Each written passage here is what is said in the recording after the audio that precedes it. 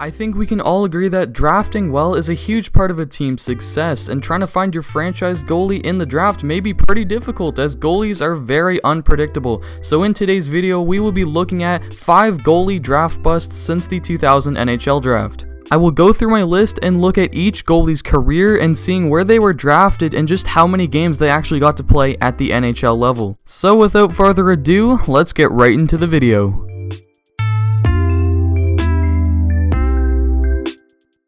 At number 5 on my list, I have Jaden Schwartz. He was the 17th overall selection by the St. Louis Blues in the 2004 NHL draft. Over his entire career, Schwartz only played 6 NHL games between the 06-07 season and the 08-09 season, compiling an 0-2-0 record with a 4.32 goals against average and a .809 save percentage. Before being drafted, there was a lot of hype around Jaden Schwartz as he had a great career in the Czech Republic. And after he was drafted by the Blues, he came over in the 04-05 season to play for the Vancouver Giants in the WHL, where he hit a .900 save percentage, and then he proceeded the next season to go back to Czech Republic for a year before turning pro. After he officially came over to North America for the 06-07 season, he mostly bounced around between the NHL, AHL, and ECHL before going back to Czech Republic at the end of the 08-09 season. During that time span, Schwartz was never really able to find his footing here in North America, as his best AHL season was in the 06-07 campaign, where in 34 games played, he went 19-13-0 with a 2.76 goals against average and a .899 save percentage. Ever since 2009, Schwartz has been playing over in the Czech Republic, as last season he split between the Czech League and the Czech 2 League. Overall, he was never really able to transition to the North American game, and that's likely the reason why he never really panned out.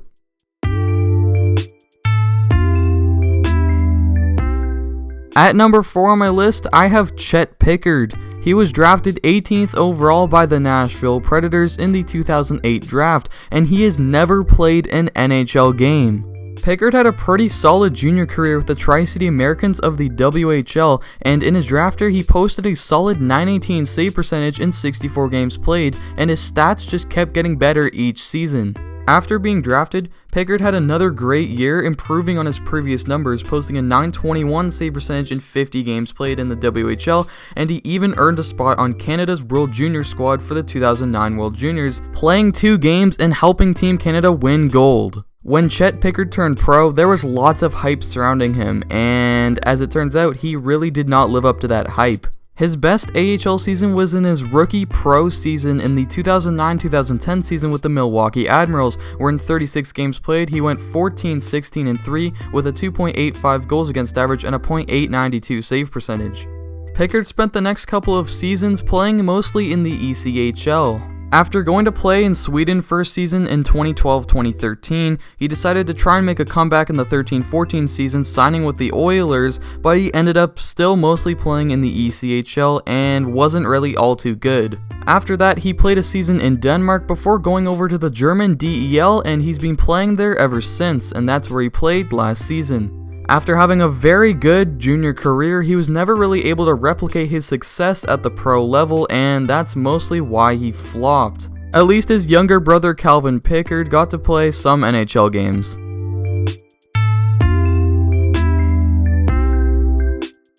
At the number 3 spot on my list, I have Riku Helenius, who was drafted 15th overall by the Tampa Bay Lightning in the 2006 draft. In his career, he only played 1 NHL game in the 2008-2009 season. Before he was drafted, Helenius had a pretty solid career in Finland's top junior leagues, and he spent another season over in Finland after he was drafted, but he only played in 2 games. Helenius decided to come over to North America and play for the Seattle Thunderbirds in the WHL, posting a solid .915 save percentage in the 07-08 season before turning pro the next year. Helenius had his best AHL season in the 08-09 season when he was a rookie pro for Norfolk, as in 25 games played, he went 9-15-0 with a 2.72 goals against average and a .918 save percentage. That of course was also the same year he played his one and only NHL game in a relief appearance.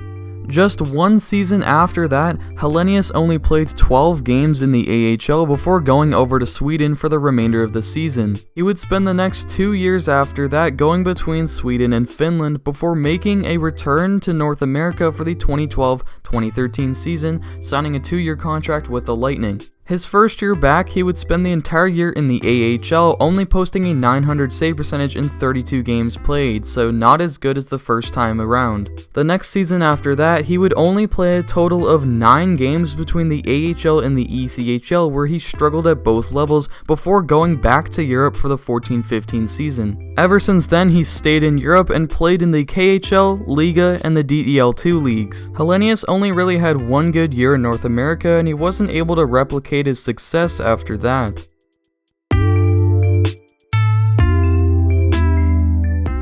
At number 2 on my list, I have Brent Cron, and he was drafted 9th overall in the 2000 NHL entry draft by the Calgary Flames. In his hockey career, he only played one NHL game in the 2008-2009 season with the Dallas Stars. Looking at his junior stats, it seems like there should have been a lot of red flags as to drafting him top 10, as he only played one season of junior in his draft year before he was drafted.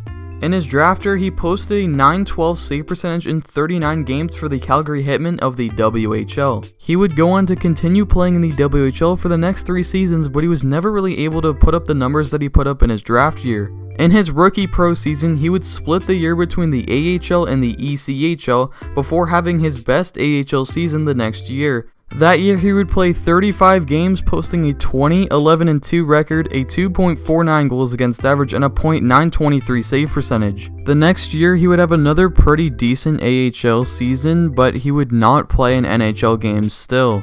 He would spend the next couple of years in Calgary's AHL system, but he would still not play a game for them after posting some mediocre AHL numbers. In 2008, he would sign with the Dallas Stars organization and spend that next season bouncing between the NHL, AHL, and ECHL. That year, of course, was when he finally made his NHL debut. He would then spend the next 2 seasons playing in the AHL before he announced his retirement in 2011, and now he works for a gas and oil company. Overall, I think Brent Cron really didn't succeed at the NHL level, mostly due to his inconsistent play and maybe lack of opportunities at the NHL level.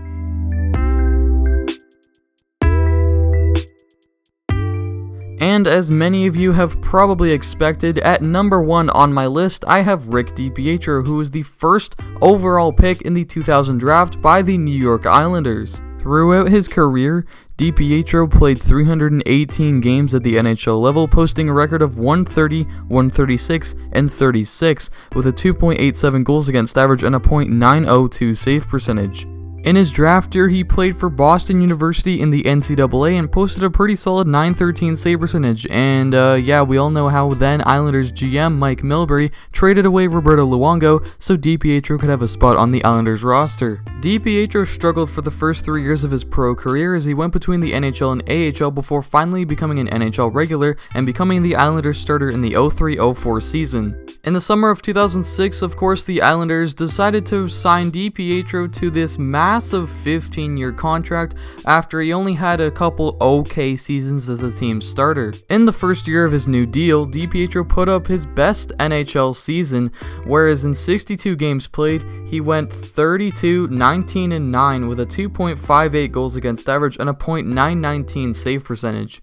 And of course, as we all know, after that, a bunch of injuries hit DiPietro and they essentially ruined his career. In the summer of 2013, the Islanders finally bought out the remainder of DiPietro's contract and will be paying him until 2029 when DiPietro is 48 years old. DiPietro attempted a comeback in the 13-14 season, signing an AHL deal with the Charlotte Checkers, but he only played 5 games and then was released, only having an .846 save percentage. After that, DiPietro announced his retirement from professional hockey and went on to become a hockey analyst, and now this past year became a head coach at a prep school in the United States. Lots of injuries and inconsistent play throughout his career made DiPietro a bust.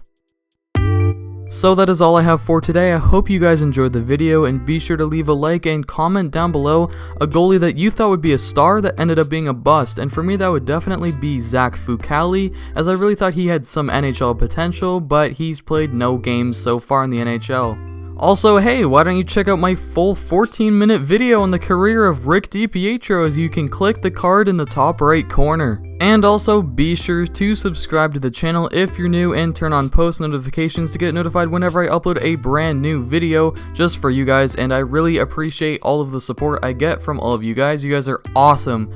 And yeah, follow me on Instagram at goalie_hub for some extra goalie content, and yeah, that's all I have for today. I'll see you guys later.